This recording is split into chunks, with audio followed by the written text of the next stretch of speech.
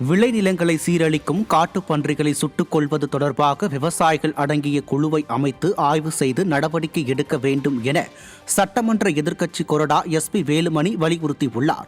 விளைநிலங்களை சேதப்படுத்தும் காட்டுப் பன்றிகளை சுட்டுக் கொல்வது தொடர்பாக வேளாண் நிதிநிலை அறிக்கையில் தெரிவிக்கப்பட்டுள்ளது. விவாதத்தின் போது பதிலளித்த சட்டமன்ற எதிர்க்கட்சி கொறடா எஸ்பி வேலுமணி, விளைநிலங்களை சேதப்படுத்தும் காட்டுப் பன்றிகளை சுடுவது தொடர்பாக கடந்த அதிமுக ஆட்சியின் போது 6 மாவட்ட விவசாயிகளை அழைத்து ஆலோசனை நடத்தியதாகவும் அதிகாரிகள் சுட்டுப்பிடிக்கும் அளவுக்கு உத்தரவு அளித்திருப்பதாகவும் விளக்கம் அளித்தார்.